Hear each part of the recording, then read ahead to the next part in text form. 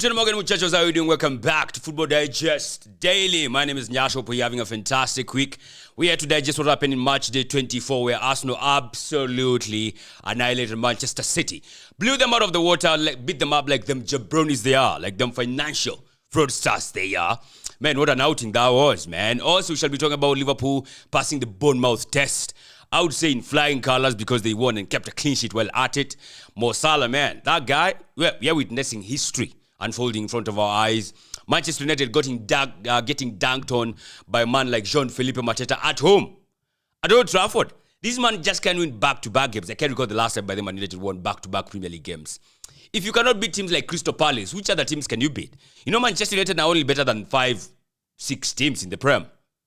So if you cannot beat one of those teams, you are in for a rough ride. And of course, I shall be telling you how I enjoyed this match when I was watching it at the Guinness Matchday watch party at Barnex Dock Road. So let's get right into it. All right, first up, Manchester City went to the Emirates Stadium, and a place where Arsenal have not lost this season, and they got clapped.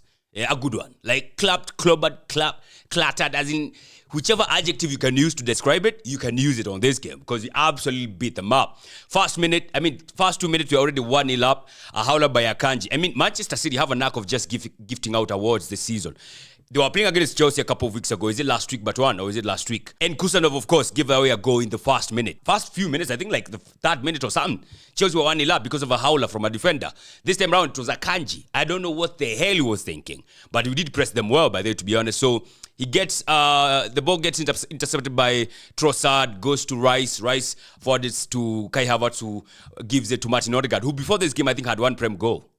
Odegaard has been having a poor season, not gonna lie, but when Manchester City comes to town, boy, you know what you gonna do. Yeah, the mucus, hair flick, and then some. I had such a good outing, man. I was watching this game at Barnex Dock Road because Guinness were having a matchday watch party there, and I was working with them.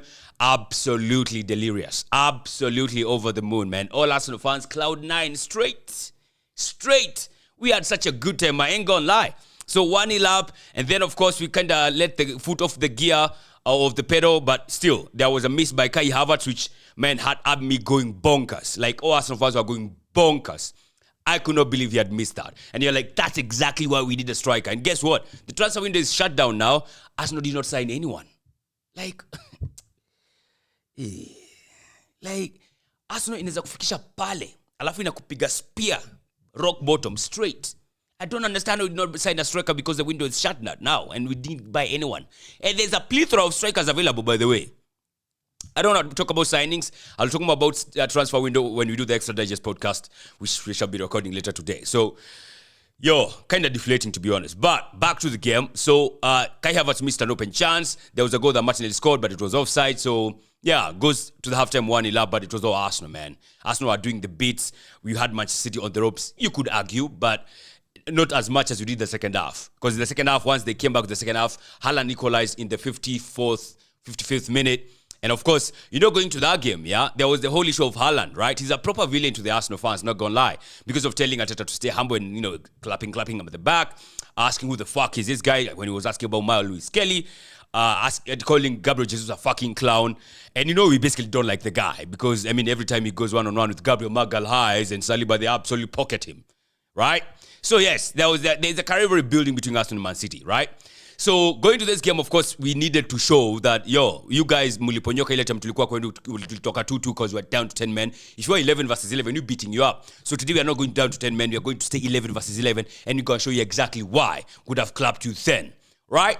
So that's exactly what we did. Haaland equalized, and then no sooner than Thomas Partey nicks a poor pass from Phil Foden, who I think had a stinker of a performance, and he shoots, and of course I think it deflects off John Stones 2-1. In no time Arsenal have the lead again, and then the third goal. Now this is where everything started going haywire for Manchester City, and of course Arsenal fans started getting delirious as well.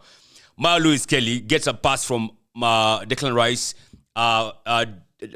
damage with his, like he's gonna shoot with his left foot past John Stones, then left foot, then shoots with his right. Goes all the way in, hits Ortega in the heart, but too strong a shot. Goes in 3-1. Man goes and does the Haaland celebration.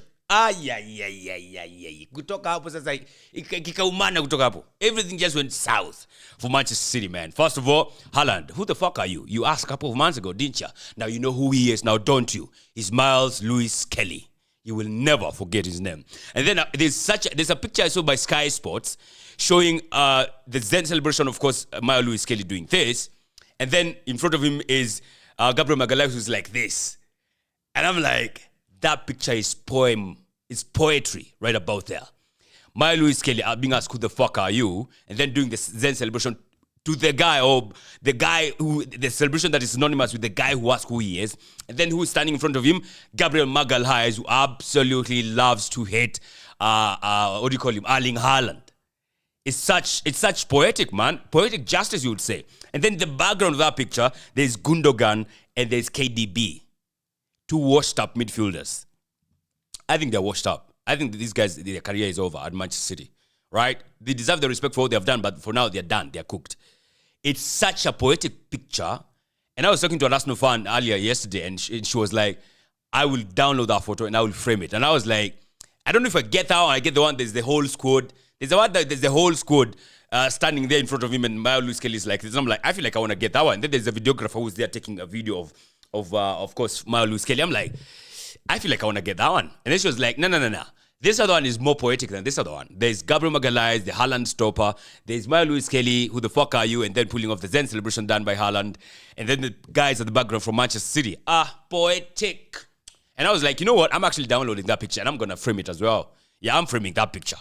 Yes, it's such a poetic picture. So, man, 3-1. And then, of course, Kai Havertz scores a fourth goal from a counter-attack, which you felt like it was a harder goal to score than the one he missed. Crazy. I don't understand this guy. Then, of course, Ethan Nwaneri comes in, man, and scores a banger, the best of the lot. I mean, that's how you ice a cake. That's a proper icing of the cake, because, my goodness, that was from out. You see, like, the goal Saka scored against Manchester United? There's a goal Saka scored against Manchester United, I think, last season, but one. That's the same kind of goal Ethan Nwaneri scored. And then Ethan goes ahead and does the Saka celebration. I'm like, God damn. These guys... Ethan Nwaneri is him. H-I-M in capital letters. Maya Lewis Kelly is him as well. H-I-M in capital goddamn letters. You can't tell me otherwise, man. So they absolutely cooked Manchester City. Not gonna lie. They absolutely cooked. We cooked Manchester City with teenagers. Like Haaland.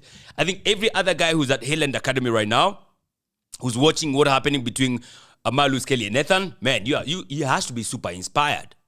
Like, you have to be super inspired, thinking like, you know, I do actually stand a chance. If these guys come in and play like that, goddamn, it can also be me. And you know, like Maya Lewis Kelly, all these guys, Ethan Nwaneri is playing out of position. He's not a right winger.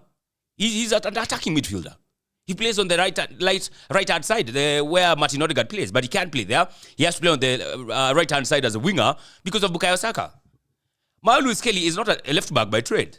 No. He's a central midfielder. He can play your left side of the midfield. Kwenye Declan Rice yuko. That's where he is trained to play. Easy position anacheza saini makeshift. That's not their positions by trade. But boy, are they killing it. Aren't they killing it? They're absolutely killing it. So we humbled Manchester City, absolutely annihilated them, humbled them, demolished them. And then after the game, during the game, there was this instance where I don't know who caught Gabriel Magalhaes on the leg, and then his shoe fell off, like a distance from where he sat down. And then Haaland was passing by him and he caught him by the shoulders, like, yo, grab me that shoe, boy. Grab me that shoe, boy. You know, like, pay your kiatu ama tufunga ingine. He didn't give him the shoe. I think that's why he scored the fifth goal. There was also, when the game ended, the Emirates speakers zilikuwa zinacheza stay humble, eh? No, zilikuwa zinacheza humble, not like us. I mean humble, Jesus. They're not like us. They're not like us. They're not like us. Goddamn. And then, of course, you know, you're trolling Haaland with that song. Man, absolute shithousery. You absolutely love to see it. I think something that got me kind of incensed is when I was doing the wild card, because I did the wild card yesterday, and I asked Lotan what he thinks about the two boys who dunked on them, and he was like, he likes Ethan Nwaneri, he feels like he's demure, but he knows his craft. I mean, he's a good guy. And then he was like, what about Maya Lewis Kelly? Maya Lewis Kelly has false bravado. You know why? Because he did the Zen celebration. I'm like, what? So he has issues with someone now who has a personality, who has a character to him. Even more weird was the fact that Venant was supporting him. I don't know if he was supporting him or he was trying to explain to me what Lotan was saying, and I could not buy it. I almost walked out of that podcast, not gonna lie. I was pissed off. Like, you can't tell me you like Ethan Nwaneri because he's demure, he doesn't do shithousery celebrations, but you have an issue with the guy who was asked who the fuck you are 3 months ago, him doing that celebration. You kind of don't like it. I mean, you can fuck off for all I care, man. I don't give a shit. I was pissed off, not gonna lie. You should go check out the episode when it's dropped tomorrow. I was pissed, man. So, anyway, Miles Kelly is doing Lord's work. And so is Ethan Noneri. Absolutely demolished Manchester City, blew them out of the water. Before that, of course, Manchester United had just gotten dunked on by Mateta Felipe. These guys just can't win back-to-back games. I don't know what's up with Manchester United, man. They are fucked up. And then, even more weird, Amorim, in his wisdom, started Kobe Mino as a striker. I'm like, Kobe Mino as a striker? What the fuck is that all about? Man, he has a poor game, man. And like, so when they need goals, they bring on Højlund and Joshua Zirkzee. When they need goals, you bring on Zirkzee and Joshua? Oh, God, Jesus. I mean, Joshua and Højlund? The Undertaker, Rasmus. Jesus Christ, that's crazy, man. They got beat 2-0, Mateta with a goddamn brace. Lisandro Martinez tore his ACL, anterior cruciate ligament. That dude is out for the rest of the season. Man United are in the pits, bro. They signed, I think, Patrick Dogu at left back. Yo, I don't fancy their chances. I think they're going to continue sinking. I don't think they get relegated, but let me tell you, I'll be very surprised if Manchester United finish higher than 11th. Yeah, I'll be very surprised. If they finish higher than 11th, Tashangasan. Of course, on Saturday, there was Liverpool versus Bournemouth. Liverpool won that game 2-0. Mo Salah with a brace. A second goal as well. Oh, goddamn. I feel like watching history unfold here, man. Like, that's what Arsenal is up against. Mo Salah now has, I think, 177 goals, a level with Frank Lampard, if I'm not wrong. It's just insane. It's insane, man. Like, and I was like, if they pass the Bournemouth test and then they go beat Everton at Goodson Park, I think the league is gone entirely because I don't see where they drop points after that. Those are like two very tough fixtures. I don't see where they drop points. Mo Salah is on a goddamn mission, man. Like, you're having to contend with that. Imagine contending with Mo Salah, who is on that kind of mission, and you guys have no striker, and your best player is out. I'm talking Bukayo Saka. Crazy, man. Absolutely insane. That's why I think I don't think we win the league. Honestly, I don't. Especially now that you have not even signed a striker. Emenda. I don't think. I'm not saying the league is gone because anything could happen. But boy, I don't see where there's going to be a shift where Arsenal now has everything going our way and Liverpool is going south. I don't see where that comes in. I don't see it. I can't see it. So Liverpool won against Bournemouth. Did I mention I was watching this game at Bar Next Door, man? If you ever hear Guinness are in town and they're having a watch party, they call it Guinness Matchday. If you ever hear they're in town, please don't waste your time. Go there. Don't waste your time going somewhere else. Enda kwenye Guinness wanafanyia your watch party, bro. It's the best thing that you'll ever have as a football fan. I kid you not. I've experienced that thing twice. In Nairobi, they came last year at South B Pale Edge Convention Center. Bongela watch party, had a heck of a time. And they always come when Man City are playing on Sunday, and there's always goals galore. When they were in South B, there was a 4-4 draw between Chelsea and Manchester City. They came here, Arsenal beat Man City 5-1. Goddamn. Oh, goddamn. Now, I think they'll have another one in March. Time will tell. But boy, every time you hear Guinness are in town, wherever they are, if you're in Kisumu, Nakuru, I don't know where, just show up. Oh, you will have a heck of a time. Trust you me. So, man, I had a heck of a time watching that game at Bar Next Door, Kiambu Road. It's also a very nice place to watch football. But the curation that Guinness did for that weekend, yakukata na shoka, man. Yakukata na shoka. Fantastic one. I had a heck of a time, man. I was also very honored to actually play with, work with Guinness this weekend. It was a dream come true for me. So it was big. It was a big deal for me. All right. That's how the cookie crumbled. Of course, we shall be digesting that a bit more in details when we do the Extra Digest podcast. Of course, that alongside the transfer window and how dull it was. It was a proper 0 out of 10 for Arsenal. No single signing. Not even one. Yeah. Crazy for a team that needs a striker badly. I don't know what's going to happen now with their striking positions because Kai Havertz is the only striker we have. Thank God this guy is fit as a fiddle. I'll be praying every day this guy does not get injured. If he gets injured, we are cooked. We are finished. We are finished. So, I don't understand how we do not make a signing, but there it is. I mean, I came from the high of beating Manchester City on Sunday to actually not signing anyone on Monday. Only Arsenal can make you do that. Only Arsenal can do that to you. And they have done it to us. 5,000 subscribers.